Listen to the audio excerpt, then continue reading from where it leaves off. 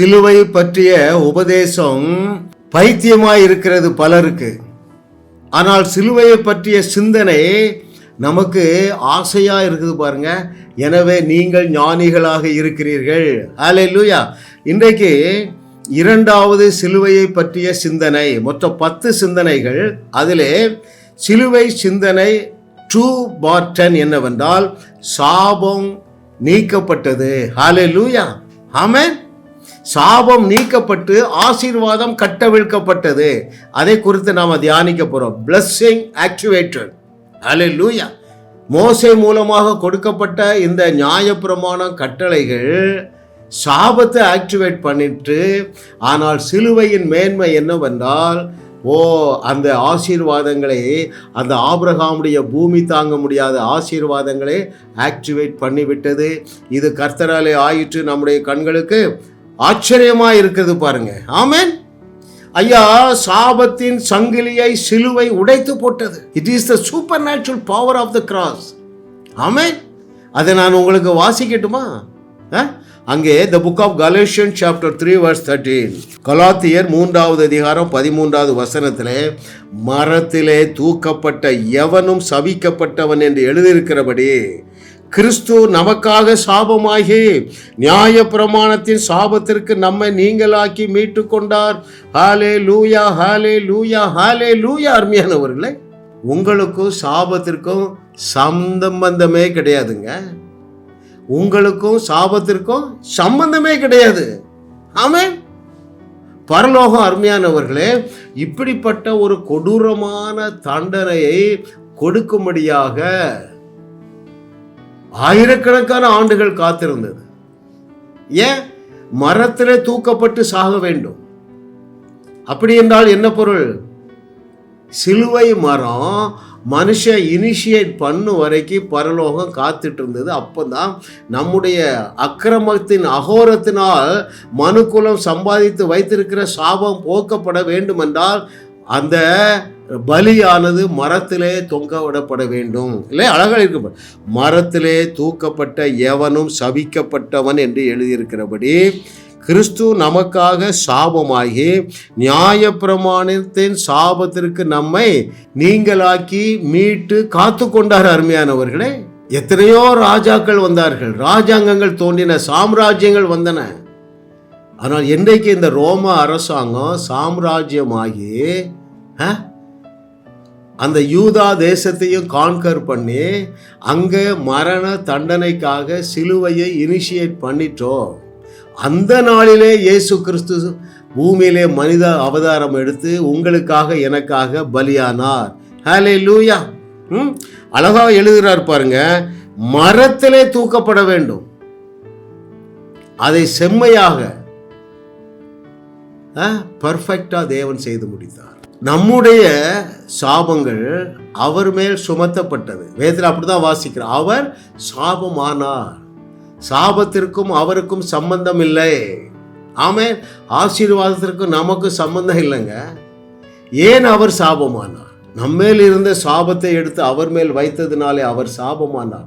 அவர் மேல் இருந்த பூமி தாங்க முடியாத ஆசீர்வாதங்களை நம்மேல் வைத்ததினாலே நாம் தேவனால் ஆசீர்வதிக்கப்பட்டோம். அங்கே 3வது அதிகாரம் 14வது வசனத்தை நான் உங்களுக்கு வாசிக்கிறேன்.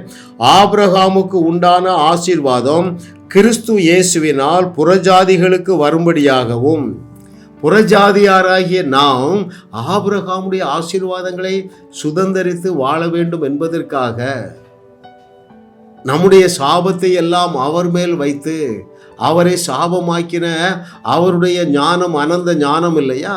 அந்த ஞானத்திலே பெரிய ஆழம் இல்லையா? Depth of his sovereign wisdom. அது அவருடைய அனந்த ஞானம். அருமையானவர்களே, ஹல்லேலூயா. இதற்கெல்லாம் மூல காரணம் என்ன தெரியுமா? உங்களையும் என்னையும் தேவன் அவ்வளவு நேசிக்கிறார். அந்த நேசம், அந்த பாசம், அந்த நிபந்தனை இல்லாத அன்பு என்ன செய்திருந்தால் இந்த நிபந்தனையை நிறைவேற்றும்படியாக, எந்த நிபந்தனையை? சாபம் என்ன செய்யப்பட வேண்டும்? பரிகாரம் பண்ணப்பட வேண்டும். அப்போ ஒரு பாவமும் அறியாத இயேசு கிறிஸ்து மீது நம்முடைய சாபத்தை அவர் மேல் சுமத்தி அவரை சிலுவையிலே பலியாக்கி தேவாசீர்வாதங்களினால் தேவன் நம்மை நிறைத்து வைத்திருக்கிறார். அருமையானவர்களே, ஆமென். ஆபிரகாமுக்கு உண்டான ஆசீர்வாதம். இந்த நாள் உங்களுடைய கண்கள் திறக்கப்படுகிற நாள். அருமையானவர்களே, ஏனையா உங்களுக்கு ஆபிரகாமுடைய ஆசீர்வாதம் வேணும்? இல்லையா? அவ்வளவு ரிச்னஸ் எதுக்கியா வேணும்? அதையும் நாம் வயதில் பார்ப்போமா? அருமையானவர்களே, ஐயா, அந்த பூமி தாங்க முடியாத ஆசீர்வாதங்களை நீங்கள் பெற்றுக்கொள்வதற்கு எது குறுக்கே வந்தாலும் அதை தகர்த்து கொண்டு ஒழிச்சிடறாருங்க. ஒரு வசனம் வாசிக்கிறேன். The book of Deuteronomy chapter 28 verse 1. தேவனுடைய இருதயத்தை தேவனுடைய மனிதர்கள் மூலமாக தேவனுடைய ஆவியானவர் எழுதி வைத்திருக்கிறார் பாருங்கள்.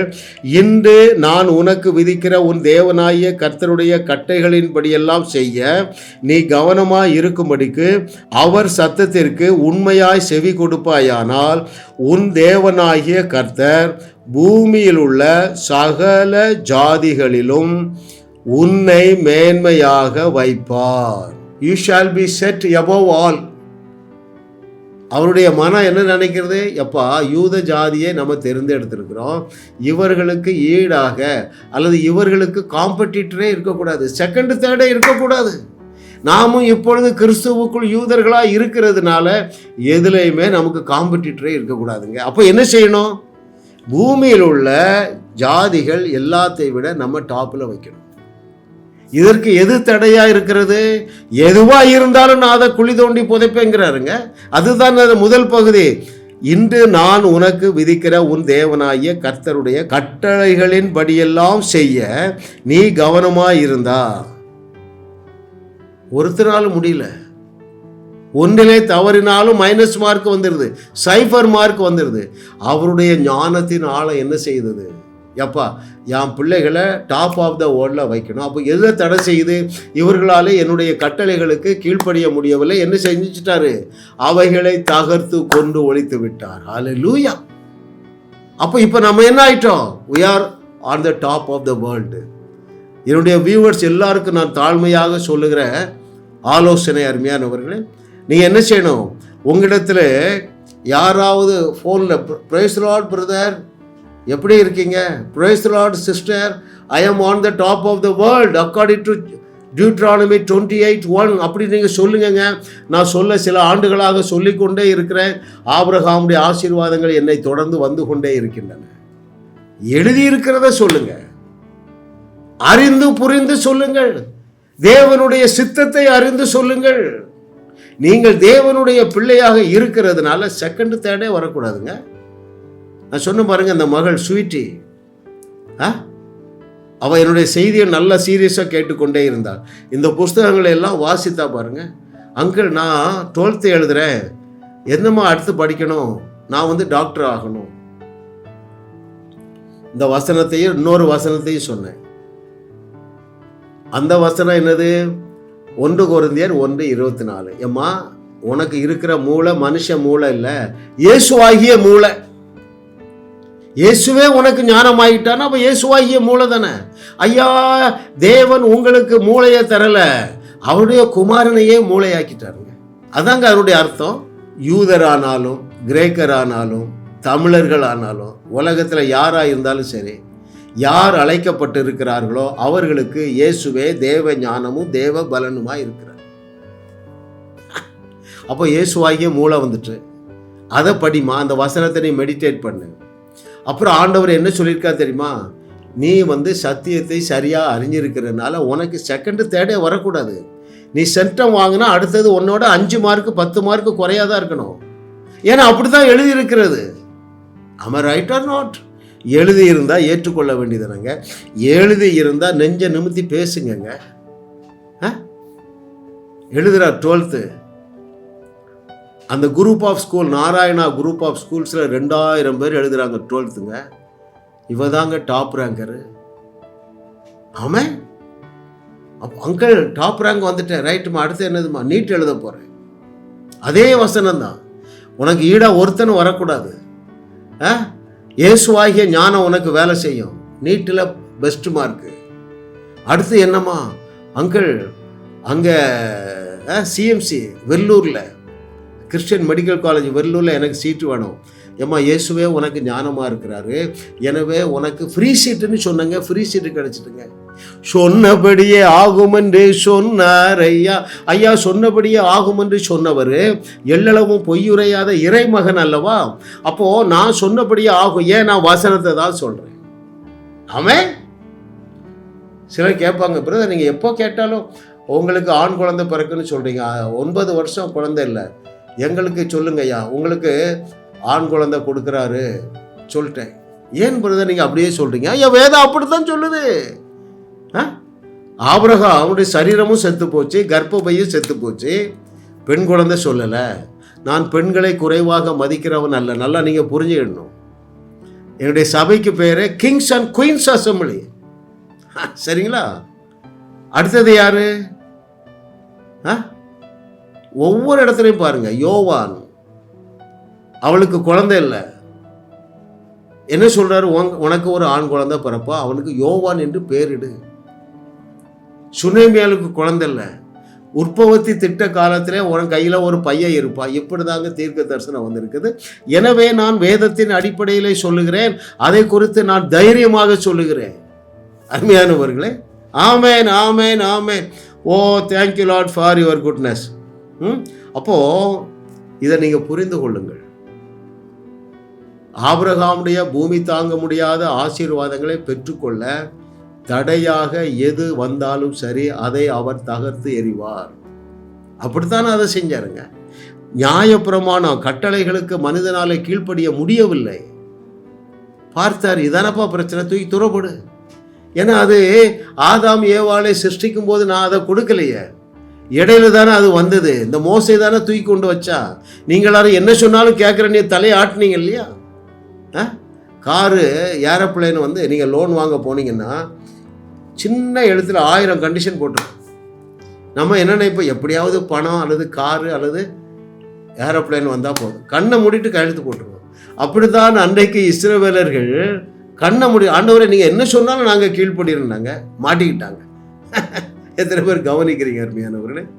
கர்த்தரை தெய்வமாக கொண்ட நீங்கள் பாக்கியவான்கள். ஏனென்றால் பரதேசியாக தன்னுடைய வாழ்க்கையை துவங்கின ஆபிரகாமுடைய ஆசீர்வாதங்களை பார்த்து ராஜாக்கள் பொறாமைப்பட்டார்கள். ஆமென். அவனை குறித்து நான் வாசித்து முடிக்கிறேன் பாருங்கள். அங்கே புக் ஆஃப் ஐசாயா சாப்டர் 51:2, பூமி தாங்க முடியாத ஆசீர்வாதங்களினால் நிரப்பப்பட்ட ஆபிரகாமை குறித்து சொல்லப்பட்ட வார்த்தை. ஏசாயா 51:2, உங்கள் தகப்பனாகிய ஆபிரகாமையும் உங்களை பெற்ற சாராளையும் நோக்கி பாருங்கள். அவன் ஒருவனாய் இருக்கையில் நான் அவனை அழைத்து அவனை ஆசீர்வதித்து அவனை பெருக பண்ணினேன். ஐயா, உங்களை பெருக பண்ணுகிற தேவன் உங்களோடு திட்டமும் தெளிவுமாக பேசிக்கொண்டே இருக்கிறார். ஏன் உங்களுக்கு பெருக்கம் என்பது தலையெழுத்து என்றால் சிலுவையிலே அப்படிப்பட்ட ஒரு பரிமாற்றத்தை ஏற்படுத்தி இருக்கிறார். ஆமென். சாபத்தை நீக்கிவிட்டார், தரித்திரத்தை சுமந்து நீக்கிவிட்டார். அருமையானவர்கள், ஆமென். ஹல்லேலூயா. வெறும் மரணம் அல்ல, சாபம் ஆசீர்வாதமாக மாற்றப்பட்ட இடம் சிலுவை. நமது சாபம் அவர் மேலே, அவருடைய ஆசீர்வாதம் நம்மேல் வந்தது. அருமையானவர்களே, காஸ் மினிஸ்ட்ரி செய்திகள் மூலமாக நீங்கள் ஆசீர்வதிக்கப்பட்டிருக்கிறீர்கள். நீங்கள் இந்த ஊழியத்தோடு கைகோர்க்கும்படியாக உங்களை அழைக்கிறோம். நீங்கள் காணிக்கை விதைக்கக்கூடிய நல்ல நிலமாக ஜாஸ் மினிஸ்ட்ரீஸ் இருக்கிறது. விசுவாசத்தோடு உற்சாகமாக பெருக விதையுங்கள். தேவன் உங்களை 1000 மடங்கு பெருக செய்வார்.